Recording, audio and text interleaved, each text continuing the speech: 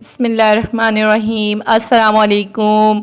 मैं हूं आप लोग के साथ महविश उस्मान और आज मैं आप लोग के साथ जो शेयर करूंगी मटन शोरबे की रेसिपी शेयर करूंगी। बहुत ज़ायकेदार बन के रेडी होता है, बिल्कुल यखनी जैसे स्टाइल में इसको रेडी करेंगे बनाकर इसकी रेसिपी आपके साथ शेयर करूंगी। वीडियो को पूरी वॉच कीजिएगा। आइए इसको बनाना अब स्टार्ट करते हैं।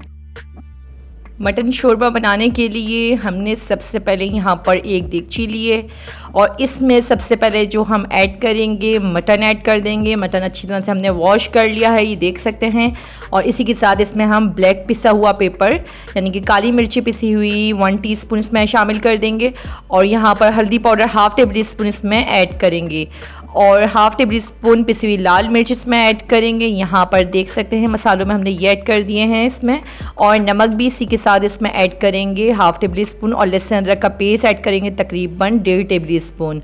एक अदद हमने प्याज लिया है, ये इसमें ऐड कर दिया है इस तरह से कट करके। और अब जो इसमें हम ऐड करेंगे पानी ऐड करेंगे। पानी तकरीबन जो इसमें हम ऐड करेंगे देख सकते हैं कि यहाँ पर तकरीबन पानी जो जाएगा 1.5 लीटर पानी इसमें ऐड करेंगे।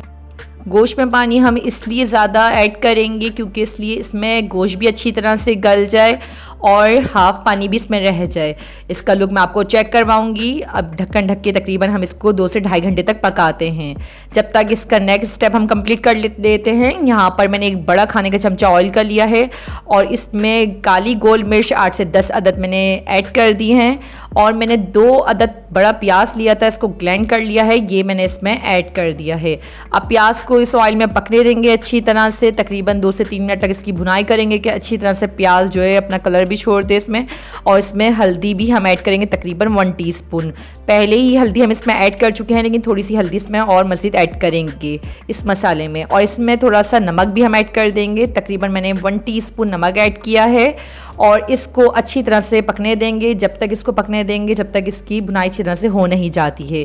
इसमें मज़ीद दही भी ऐड करेंगे। दही तकरीबन 3 टेबल स्पून मैंने इसमें ऐड किया है।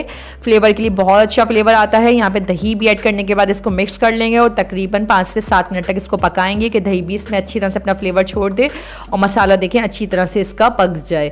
जैसे ही इसका मसाला अच्छी तरह से पक जाएगा, ये देखें अच्छी तरह से बन चुका है ये।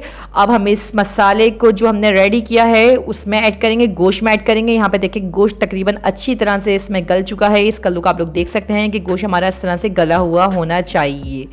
यहाँ पर देखिए मटन भी गोश्त हमारा अच्छी तरह से इसमें गल चुका है और पानी देख सकते हैं कि इसमें हाफ़ पानी बचा था।